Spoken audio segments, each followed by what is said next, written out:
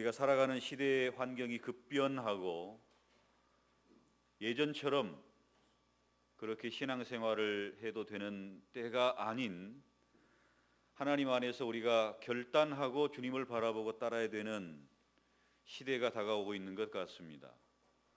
그래서 우리의 삶의 형편뿐만 아니라 시대적인 형편, 한국교회의 형편, 세계적인 그런 여러 가지 분위기들이 늘 우리가 하나님 앞에서 결단하는 그런 신앙으로 나아가기를 촉구하고 있습니다. 그냥 교회만 왔다 갔다 하는 신앙에서 우리가 벗어나서 하나님 앞에 결단하고 그 신앙이 나의 습관이 되며 나의 삶이 되며 또 내 삶을 통해서 하나님께서 영광 받으시고 나를 통해서 하나님께서 온전한 찬양과 감사를 받으실 수 있도록 우리의 삶이 하나님께서 기뻐하시는 그런 신앙의 인격들로 온전해질 수 있기를 소망합니다. 하나님께서는 우리 가운데 우리가 합심하여 100일 동안 작정하게 하시고 기도하게 하시고 여기까지 달려오게 하셨는데 우리가 한마음 100일 대행진의 핵심적인 내용이 뭡니까? 영혼을 사랑하는 기도 아니겠습니까? 영혼을 우리가 얼마나 사랑하는가? 영혼을 주님께서 나에게 베풀어 주신 그 사명을 알고 뜨겁게 사랑하고 있는가? 영혼을 위해 기도하고 있는가? 영혼을 위한 기도입니다. 영혼을 사랑하는 기도입니다. 또 한 가지는요, 우리가 작정하고 하나님 안에서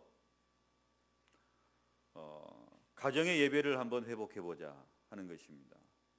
우리 작정하고 하나님 앞에 가정의 예배를 회복하고 교회에서만이 아니라 가정의 예배를 회복함으로 말미암아 어디서든지 어느 곳에서든지 우리가 하나님을 예배하는 백성으로 세워지기를 원합니다. 혼자서든지 아니면 가정에 그 누구라도 붙들고 기도하며 시작하는 그 가정 예배가 회복될 때 우리 신앙의 근간이 든든해지는 줄로 믿습니다. 영혼을 사랑하고 또 이를 위해서 우리가 기도하고 전도하는 일, 여러 성도들이 지금 합심해서 감당하고 있는데 이 일들로 인해서 하나님께서 많은 열매를 맺게 해주실 줄로 믿습니다. 이런 부분들이 우리가 결단함이 없이 되어지는 일들이 아니라는 것을 우리는 잘 알고 있습니다. 옛날처럼 전도하는 그 환경도 여의치 않습니다. 옛날처럼 기도하는 그런 환경도 우리를 너무너무 분주하게 함으로 말미암아 기도의 자리에 나아가지 못하도록 우리의 발목을 잡는 것들이 얼마나 많습니까? 또 요즘처럼 가족의 한 가족이 모이기가 힘든 때가 어디 있습니까? 그렇지만 우리가 이런 부분들을 회복하게 될 때, 결단하고 이 부분들을 회복하고 하나님을 섬기게 될 때 하나님께서 우리를 통해서 하실 일이 있고 우리를 통해서 베푸실 은혜가 있는 것을 기억하시면 좋겠습니다. 하나님께서는 이스라엘 백성들의 피난처가 되십니다. 오늘 본문의 말씀의 핵심적인 그 내용은 하나님이 우리의 피난처가 되신다 하는 것입니다. 1절 말씀에도 하나님은 우리의 피난처시요 힘이시니, 7절 말씀에도 하나님은 우리의 피난처시로다, 11절 말씀에도 만군의 여호와께서 우리와 함께 하시니 야곱의 하나님은 우리의 피난처시로다. 이렇게 하나님께서 우리의 피난처가 되심을 분명히 말씀하고 있습니다. 우리의 삶 가운데 하나님이 왜 피난처가 되셔야 되며 우리에게는 왜 피난처가 필요합니까? 이 세상이 피난처가 절실한 세상이 되고 있기 때문에 그렇습니다. 과거에는 내 힘과 내 능력과 내가 믿고 의지하는 것만 가지고도 충분했다라고 이야기할 수 있지만 이제는 내 힘의 한계를 뛰어넘는 그런 일들이 얼마나 많이 일어나는 세상입니까? 네팔의 그 지진, 수천 명이 죽고 수만 명이 다치는 그런 일들, 사람이 어찌할 수 있습니까? 그런 자연재해 앞에서 우리가 할 수 있는 일이 무엇이 있습니까? 또 일본의 그 쓰나미, 그런 것들이 다가올 때 우리가 무엇을 할 수 있습니까? 홍수가 일어나고 태풍이 불고 또 화산이 폭발하고 지진이 나고 하는 이런 모든 일련의 자연재해 앞에서 우리는 무능력함을 고백하지 않을 수 없고 우리의 연약함을 고백하지 않을 수 없고 오직 우리가 도움을 구할 우리의 피난처가 필요한 부분을 절실하게 느끼지 않을 수 없습니다. 자연재해만 그렇습니까? 그렇지 않습니다. 우리의 삶 가운데 인간관계가 깨지고 부모와 자식 간의 관계가 소원해지고 또 직장에서의 불화가 생기고 우리의 삶의 터전이 삶의 환경이 무너지는 것처럼 느껴지는 그런 수많은 일들이 우리 가운데서는 얼마든지 있을 수 있다는 것입니다. 그때마다 하나님께서 과연 우리의 피난처가 되시느냐 하는 것입니다. 오늘 본문에서는 분명하게 이 시편 기자가 하나님이 우리의 피난처시다, 하나님이 우리의 피난처시다 3번이나 강조하고 있습니다. 오늘 본문의 배경적인 이야기는 우리가 아는 바와 같이 히스기야 시대의 이야기입니다. 히스기야 시대에 아수르의 왕 사네립이 쳐들어왔습니다. 18만 5천 명의 대군을 이끌고 이스라엘을 예루살렘 성을 포위했습니다. 다른 많은 그런 성들은 그냥 지나오면서 휩쓸어 버리고 마지막 성인 예루살렘을 포위했습니다.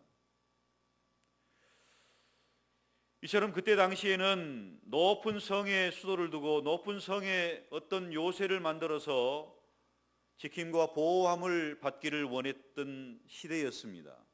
그런데 그때 당시의 전략은 밖에 수많은 사람들이 포위해서 물을 끊고 식량을 끊고 외부의 도움을 끊어서 그 안쪽에 있는 사람들이 항복하고 나오기를 기다리는 시대입니다. 보통 2, 3년이면 다 항복하고 나올 수밖에 없어요. 아무리 높은 성, 아무리 난공불락의 요새라 할지라도 2, 3년이면 다 손을 들게 되어 있습니다. 그런데 예루살렘은 우리가 아는 바와 같이 그 안에 실로암 연못이 있습니다. 원래 산성은 높은 곳에 있기 때문에 물이 없습니다. 그런데 실로암에서 물이 솟아나와요. 또 그곳에 양식만 있으면은 얼마든지 버틸 수 있는 그런 요새이기도 했습니다. 그래도 뭐 여러 해를 버틸 수 있는 그런 상황들은 아니죠. 이런 상황 가운데 아수르의 군대장관 랍사게가 하나님을 모독합니다. 내가 너희에게 말 1000匹를 줄 테니까 그 말을 타고 우리와 싸울 1000명의 군사를 한번 내봐라. 너희들에게 뭐가 있느냐? 군대가 있느냐? 말이 있느냐? 뭘 믿고 지금 그 성 안에서 꼼짝 않고 있느냐? 나와서 한번 싸워보자. 말을 줄 테니 무기를 줄 테니 한번 싸워보자. 여호와의 하나님의 이름을 모독하고 위협합니다. 히스기야는 그때 정신이 번쩍 들어서 그 위협하는 편지를 들고 성전에 나아가서 하나님 앞에 간절하게 기도합니다. 하나님께서는 그 기도를 들으시고 응답하시고 하룻밤새 새벽이 되기 전에 18만 5천 명의 대군을 천사를 보내서 몰살을 시키십니다. 기적과도 같은 일이죠. 사람으로서는 꿈도 꿀 수 없는 그런 상황이 히스기야의 기도를 통해서 히스기야의 하나님의 은혜를 구하는 기도를 통해서 응답해 주시는 그런 놀라운 사건이었던 것입니다. 그 역사적인 배경을 가지고 고라 자손이 부른 그런 시편이 오늘 시편 46편입니다. 인도자를 따라 알라못에 맞춘 노래, 알라못은 좀 높게 부르는 노래라는 얘기입니다. 높게 부르는 노래. 우리가 그때 당시에는 그 음조가 이렇게 많이 있는 것이 아니라 뭐 한음 높게 부르고 한음 높게 부르고 뭐 그런 정도. 알라못은 좀 높게 부른 찬송이다. 이렇게 생각하시면 됩니다. 여기 보면 중간중간에 셀라가 나오는 셀라도 역시 한음을 좀 높여라. 한음을 좀 높여라. 음악적인 기호이죠.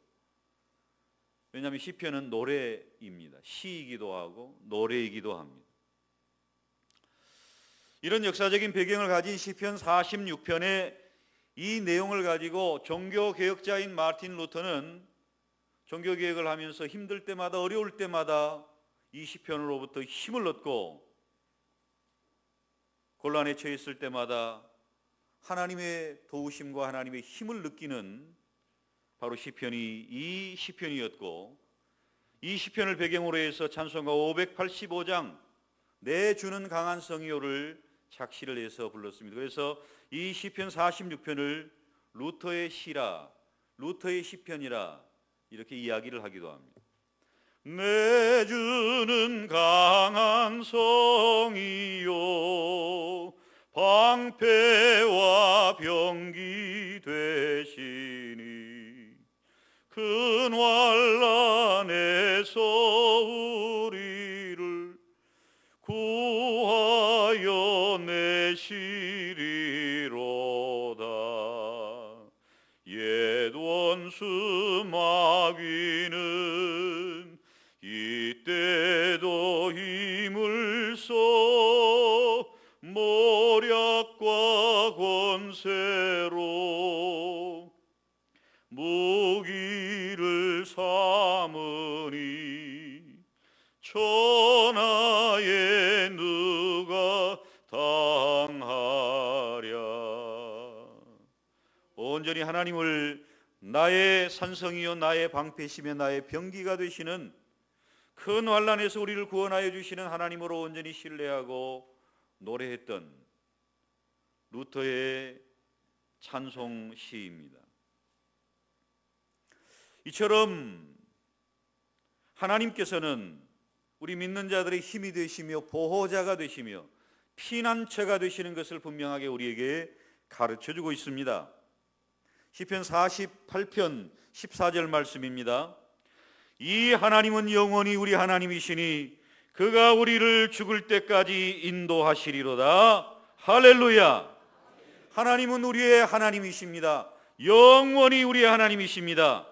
그가 우리를 죽을 때까지 인도하실 것입니다. 하나님은 바로 이런 하나님이신데,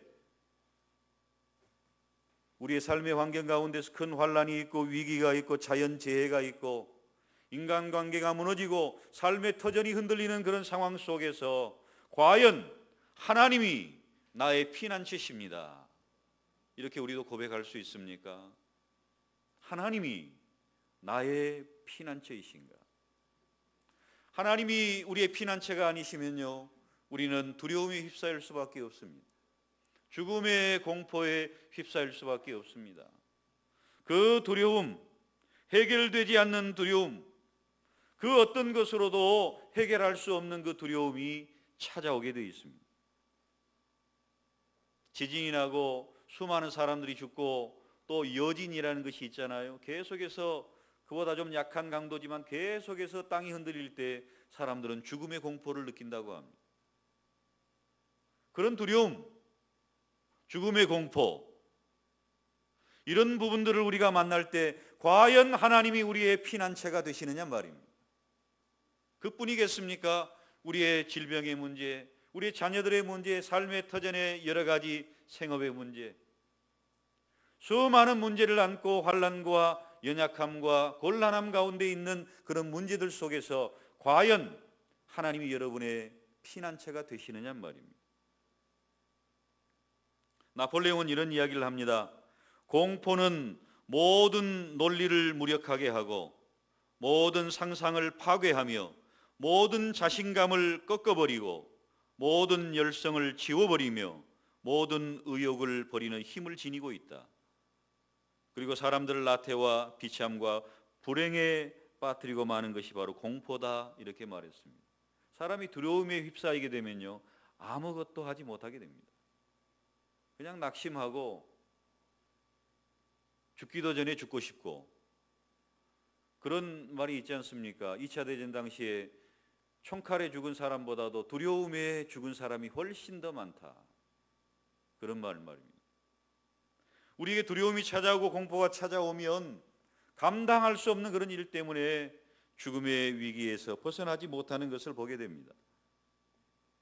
하나님께서는 우리의 피난처가 되신다, 3번이나 강조하면서 하나님이 우리의 피난처신데 우리가 하나님께 피할 수가 있는데 우리는 그 문제들 가운데서 하나님께 피하고 있느냐 하는 것입니다. 여러분은 어떤 문제에 휩싸여 있습니까? 그 문제들 가운데서 하나님께 피할 때만이 두려워하지 않는 신앙을 가질 수 있습니다. 2절 말씀, 3절 말씀 다 같이 읽습니다. 그러므로 땅이 변하든지 산이 흔들려 바다 가운데 빠지든지 바닷물이 솟아나고 뛰놀든지 그것이 넘침으로 산이 흔들릴지라도 우리는 두려워하지 아니하리로다. 하나님이 우리의 피난처가 되시고 하나님이 우리의 힘이 되시고 하나님이 환난 중에 만날 큰 도움이 되시는 바로 그 사람은 두려워하지 아니하리로다 이렇게 고백할 수 있는 사람이라는 거예요. 그 두려움이 없어진다는 것입니다. 두려워하지 말라 내가 너와 함께함이니라. 하나님이 우리의 피난처시고 힘이시고 우리와 함께 하시는 그 도움이 되시는 바로 하나님을 온전히 신뢰할 때 하나님의 그 약속의 말씀 두려워하지 말라 내가 너와 함께함이니라. 놀라지 말라. 계속해서 우리에게 말씀하시는 그 말씀들이 그 약속들이 바로 우리의 것이 되는 거예요. 삶의 형편이 땅이 변하고 산이 흔들리고 바다 가운데 빠지고 바닷물이 솟아나고 뛰놀고 넘침으로 산이 흔들릴지라도 더 이상 우리가 두려워하지 않을 수 있다는 거예요. 이런 놀라운 은혜가 여러분의 것이 되기를 바랍니다. 하나님을 피난처로 삼는 자의 몫인 줄로 믿으시길 바랍니다. 하나님이 나의 피난처가 되시면 우리가 하나님께 피할 수 있고 하나님의 도움을 구할 수 있고 하나님의 힘을 의지할 수 있으면 내가 두려워하지 아니하리로다. 이 고백이 우리들의 고백이 될 수 있습니다. 로마서 8장 35절 이하에 이런 말씀이 있습니다.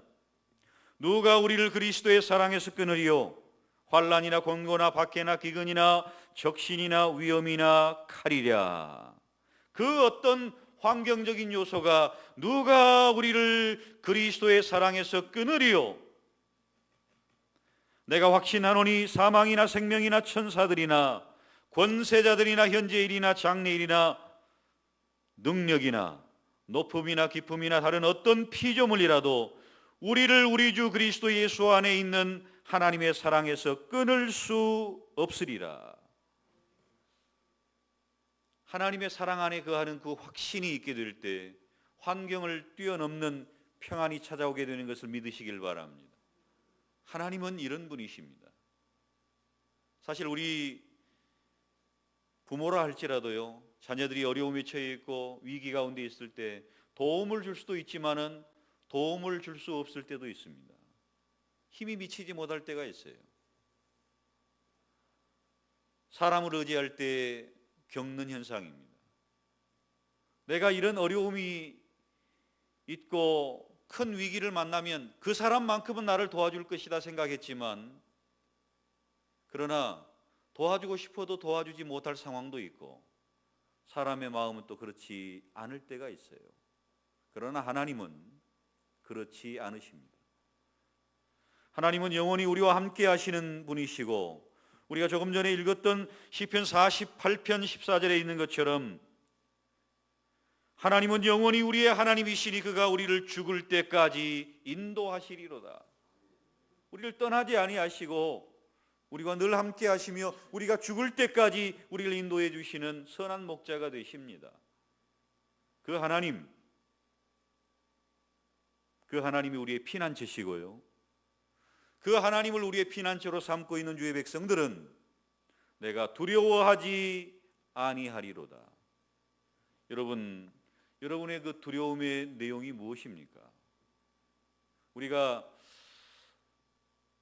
100일 전반기를 돌면서 하반기에는 내가 두려워하고 있는 문제, 내가 하나님 앞에 간절히 기도하고 있는 그 문제를 집중적으로 기도합시다. 이렇게 기도의 제목을 드렸습니다. 여러분만이 또 우리가 하고 있는 그 기도의 제목들 가운데서 때로는 내가 두려움 가운데, 염려 가운데 기도하고 있는 그 기도의 내용이 뭐냐 하는 얘기죠. 그것을 나머지 50일 동안 우리가 집중적으로 하나님 앞에 기도함으로 그 기도를 하나님께서 들어주심을 우리가 체험하고 간증할 수 있는 저와 여러분이 될 수 있기를 축복합니다. 이처럼 하나님이 우리의 피난처가 되시고 하나님이 우리의 도움이 되시고 하나님 안에 있는 자가 두려워하지 않을 것은 바로 이런 임마누엘의 하나님의 은혜를 의지하는 것뿐만 아니라 4절 이하의 말씀에 은혜가 있습니다. 4절 이하의 4절 5절 다 같이 읽겠습니다. 시작. 한 시내가 있어 난 위에 흘러 하나님의 성 곧 지존하신 이의 성소를 기쁘게 하도다. 하나님이 그 성 중에 계심에 성이 흔들리지 아니할 것이라. 새벽에 하나님이 도우시리로다. 아멘. 직접적인 그 표현은 그 실로암 못에서 나오는 그 물을 이야기합니다. 그래서 포위당했지만 그곳은 물이 끊어지지 않아요. 사람이 가장 필요한 것들이 물 아닙니까? 물이 끊임없이 솟아나는 곳입니다. 마치 하나님의 성전에서 환상 가운데 생수가 흘러나오는 것처럼, 그리고 그 생수가 강을 이루고 그 생수가 이제 온 성도들의 그 배에서 흘러나오는 성령의 생수가 되어지는 것처럼 하나님께서 우리 안에 우리와 함께 하시고 그 안에서 생수의 강이 흘러 넘치게 될 때 하나님께서는 우리를 통해서 그 하나님의 축복과 놀라운 은혜가 흘러가는 하나님의 백성이 되기를 원하십니다. 하나님께서는 하나님의 백성들에게 성전에서 나오는 그런 영원한 생수의 강이 흘러넘치는 기쁨과 또 하나님으로 말미암은 만족의 삶을 살아가기를 원하십니다. 목마른 자에게 가장 필요한 것이 무엇입니까? 생수 아니겠어요? 하나님께서는 우리에게 이 생수를 공급하십니다. 성전에서 흘러나오는 생수, 또 우리를 성전 삼으시고 우리 안에서 그 배에서 생수의 강이 흘러나리라 말씀하시는 그 생수, 그 성령으로 말미암아 우리가 도움을 받을 뿐만 아니라 우리의 갈급하고도 간절하고도 우리가 정말 하나님 앞에서 갈증을 느끼는 그 문제들을 해결하시는 하나님의 은혜가 있다는 것을 믿으시기를 바랍니다.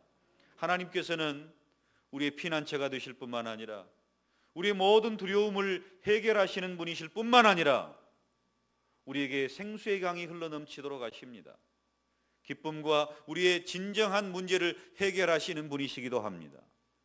그리고요, 5절 말씀 그 아래에 보면 새벽에 하나님이 도우시리로다 말씀하십니다.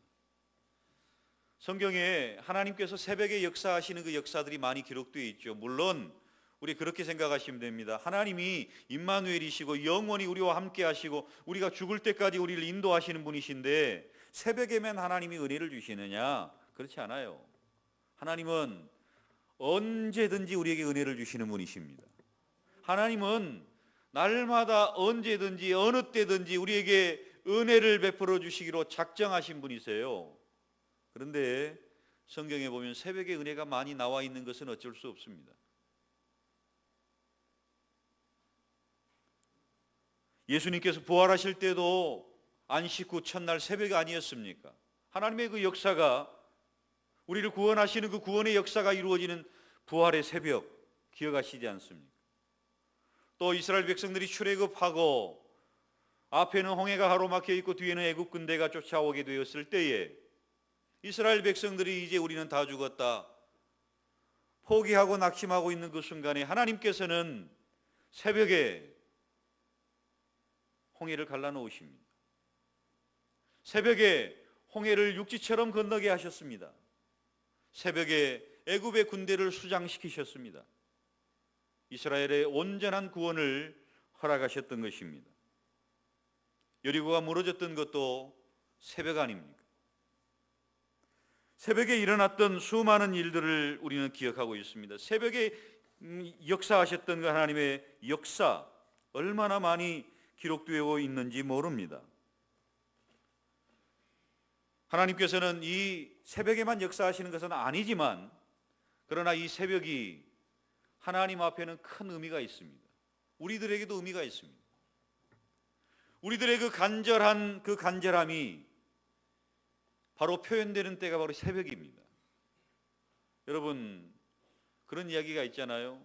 부모님이 아프면 그냥 볼일 다 보고 그렇게 병원을 가지만, 자식이 아프면 새벽에 문 열자마자 병원에 달려간다는 얘기가 있잖아요.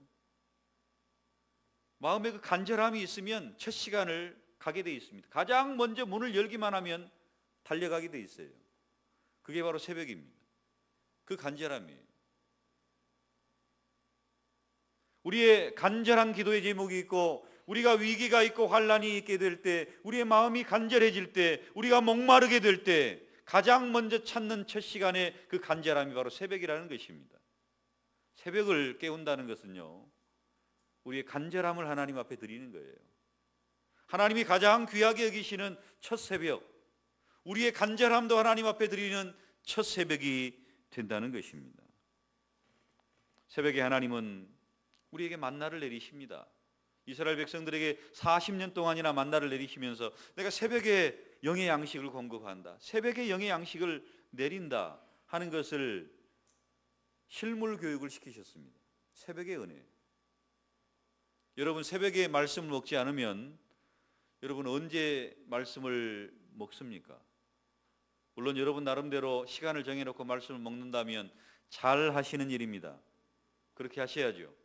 그러나 한번 생각해 보십시오. 새벽마다 내가 하나님의 말씀을 먹는 때와 내가 내 의지적으로 말씀을 먹는 때 차이를 한번 여러분 생각해 보시길 바랍니다. 과연 그렇게 하고 계십니까? 과연 내가 날마다 새벽이 아니라도 나는 언제든지 나가면, 언제든지 들판에만 나가면 만나가 있더라. 하나님은 그렇게 하시지 않았어요. 새벽에만 만나를 주셨어요. 아침이 되고 해가 뜨고 나면 만나는 쓰러져 버렸습니다. 우리가 새벽에 하나님 앞에 나가서 우리의 무거운 짐을 내려놓아야 됩니다. 하나님 앞에 나갈 때마다 우리의 연약함을 고백하고 우리의 겸손함을 하나님 앞에 드러내 보여야 됩니다. 하나님 앞에 때로는 침묵으로, 때로는 부르짖음으로, 때로는 하나님 앞에 간절함으로 새벽을 깨우게 될 때 하나님께서 역사하시는, 새벽에 하나님이 나를 도우신다 하는 그 고백이 우리들의 고백이 될 수 있을 줄로 믿습니다. 사랑하는 성도 여러분, 하나님이 은혜 주시는 때 그 새벽, 그 새벽이 우리들이 깨어있는 시간이기를 원합니다.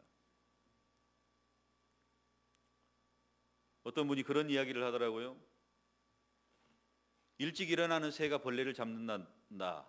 일찍 좀 일어나라. 새벽에 일어나라. 아버지, 저는 새벽에 일어나면 죽습니다. 나는 벌레거든요. 벌레는 일찍 일어나면 새한테 잡혀먹기 때문에 나는 새벽에 일찍 일어나면 안 됩니다. 나는 벌레입니다. 여러분, 벌레입니까?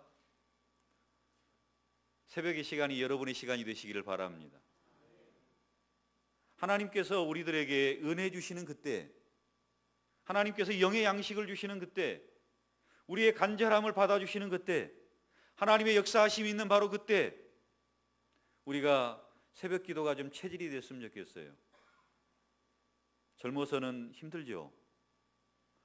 또 굉장히 분주하고 바쁠 때 힘들죠. 그러나 그 가운데서 연습되지 않으면 나이 들어서도 못합니다. 나이 들어서 잠이 없어서 새벽 기도 나오는 거 아니에요. 나이 들어도 습관이 되지 않으면, 훈련이 되지 않으면 새벽 기도 못합니다. 새벽을 깨워 하나님 앞에 드리는 거 쉬운 일 같지만 습관이 되지 않으면 못해요. 나의 간절함이 없으면 못합니다. 하나님이 내게 주시는 오늘 하루의 은혜가 필요한 것을 온전히 인정하지 않으면 못합니다. 하나님 없이 살 수 있습니까? 하나님이 나의 피난처가 되지 않으셔도 여러분은 아무런 문제가 없습니까? 하나님이 없어도 우리가 두려워할 일이 아무것도 없는가요? 하나님이 안 계셔도 우리가 목마르지 않고 생수의 강이 흘러넘칠 수 있습니까? 그렇다고 한다면 제가 이 이야기를 할 필요가 없죠. 그러나 하나님이 우리의 피난처로 절실합니다. 하나님이 우리의 두려움의 모든 문제를 해결하십니다. 생수를 공급하십니다. 은혜를 예비하십니다. 사랑하는 성도 여러분, 이번 우리가 하나님 앞에 작정하고 훈련할 때 새벽을 깨우시기를 바랍니다. 영혼을 위한 기도를 시작하시기를 바랍니다. 전도자의 삶, 증인의 삶을 시작하시기를 바랍니다.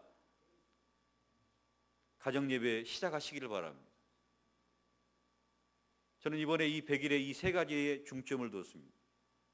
이 세 가지를 다 성공하면, 아니 한 가지라도 우리가 하나님 앞에 체질이 되고 습관이 되고 그것이 내 평생에 남는 것이 된다면 이번에 100일은 하나님 앞에 큰 의미가 있는 100일일 것입니다. 사랑하는 성도 여러분, 하나님이 은혜를 예비하십니다. 그 새벽의 은혜가 여러분의 것이 되기를 축원합니다. 하나님 아버지, 하나님의 역사하시는 그 새벽, 하나님이 우리의 피난처가 되시고 우리의 두려움을 제거하시며 우리에게 생수의 강이 흘러넘치게 하시고 하늘의 만나를 공급하시며 우리의 간절함이 하나님 앞에 올려지는 바로 그 새벽, 우리가 첫 시간을 하나님 앞에 드리게 하시고 그 시간을 통해서 하나님을 영화롭게 하며 우리의 삶의 모든 문제를 해결받고 하나님의 백성으로 살아가기 부족함이 없는 힘과 능력을 공급받는 은혜의 새벽을 살아가게 하여 주시옵소서. 예수님의 이름으로 기도하옵나이다. 아멘.